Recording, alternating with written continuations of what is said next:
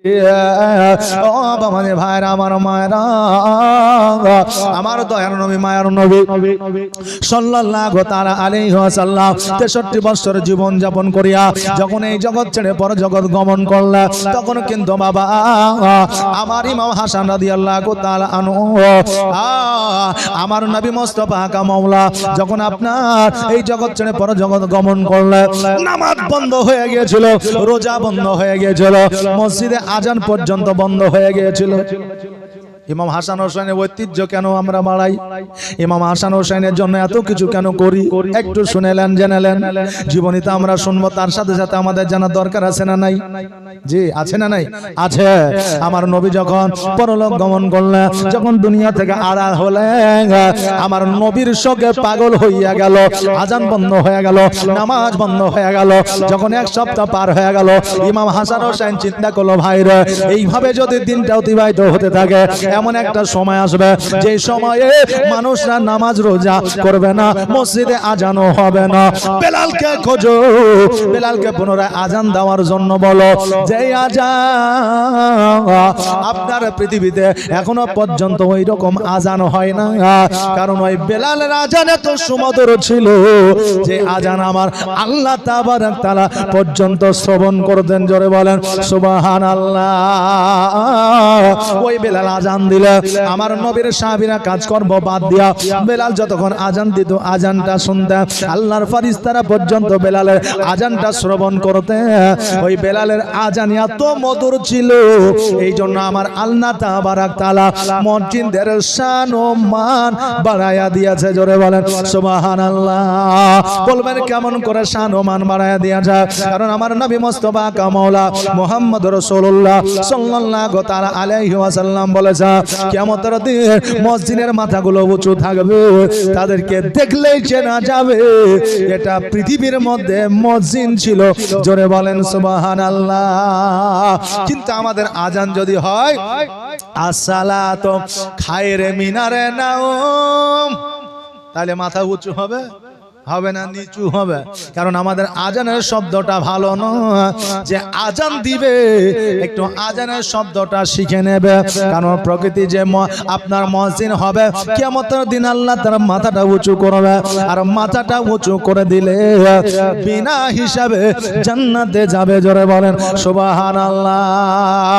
আজান যদি আজানের মতো হয় সবাই শুনবে, আর আজান যদি পাইকারি হারে হয়, যে দেখবেন যখন একামত হয় মসজিদে, তখন আজান আল্লাহু আকবার আল্লাহু আকবার আল্লাহু আকবার আল্লাহু আকবার আশহাদু আল্লা ইলাহা ইল্লাল্লাহ আশহাদু আল্লা ইলাহা ইল্লাল্লাহ কাদ কিয়ামাতিস সালাহ কাদ কিয়ামাতিস সালাহ আল্লাহু আকবার লা ইলাহা ইল্লাল্লাহ।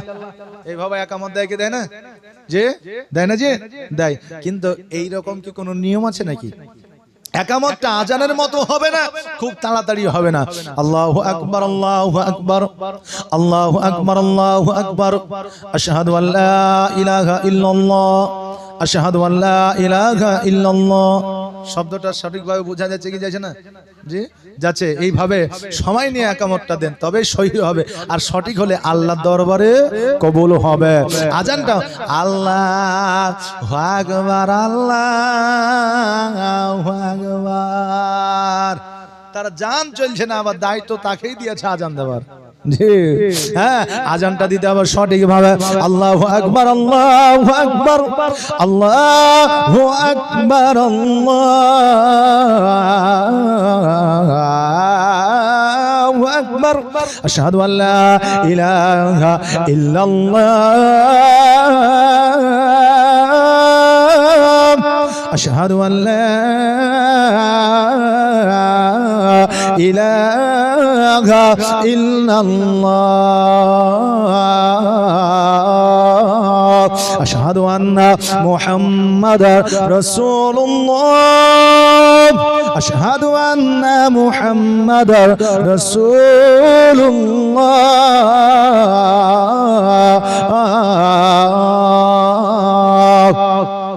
হাইয়া আলাস সালাহ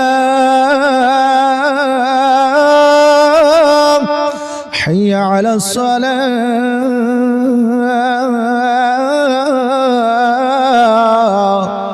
আজানটা সঠিকভাবে দিতে হবে।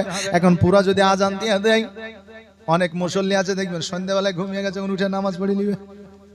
যে অনেক মুরব্বী মানুষ আছে আলসায় কি যাবো শরীরে ভালো করছে না একটু ঘুমিয়ে এলি এবার ও ঘুমিয়ে যে এখন দেখছে যে আজান মনে হয়েছে তাহলে ফজরে আজান মনে হয় উঠে নামাজ পড়িলে ও বসে থাকবে তো আল্লাহ আকবার আল্লাহ করে সকালই হয়েছে না সকালবেলা তোরা আচ্ছা মলবে নিয়ে এসেছিলি রে বলবে কি বলবে না সুবহানাল্লাহ মাশাআল্লাহ তো আজান পুরো দেওয়া যাবে না তবে আজানটা যাতে সঠিক হয় সঠিক হলে আল্লাহর দরবারে কবুল হবে আর আল্লাহর দরবারে যদি কবুল হয় কিয়ামতের দিন আপনার মাথাটাকে উঁচু করে দিবে জোরে বলেন সুবহানাল্লাহ বাপজি ভাইরা ওই বেলালের আজান দ্বিতীয় পৃথিবীতে আর হয় না কিয়ামত পর্যন্ত আর হবে না এই বেলালের আজান এমনই পছন্দনীয় ছিল ইমাম হাসান ও হোসেন রাদিয়াল্লাহু তাআলা আনহু ওই বেলালকে ধরে নিয়ে আসে আবার পুনরায় আজান দেওয়া করিয়েছিলেন একবার দুইবার অজ্ঞান হয়ে জমিনের মধ্যে পড়েছিলেন তৃতীয়বারে আজান দিয়েছিলেন সাকসেস হয়েছিল ওই ইমাম হাসান ও হোসেন বেলালকে ডাক দিয়া যদি পুনরায় আজান না দেওয়াতে নামাজ হতো না আজানও হতো না এখান থেকে বোঝা যায় যে পুনরায়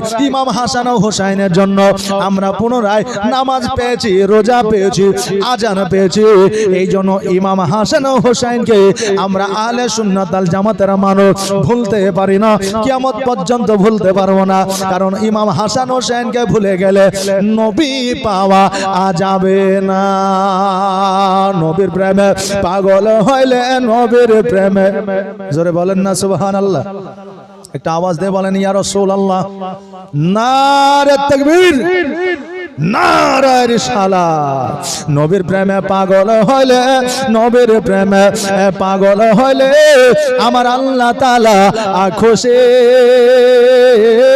নবীর দরুদ পড়ো দিবাহা নিশে নবীর দরুদ পড়ো দিবাহা নিশে নবীর প্রেমে পাগল হইলে নবীর প্রেমে পাগল হইলে আমার আল্লাহ তাআলা খুশি নবীর দরুদ পড়ো দিবাহা নিশে নবীর দরুদ পড়ো দিবাহা নিশে ও কি নবীর প্রেমে পাগল হইলে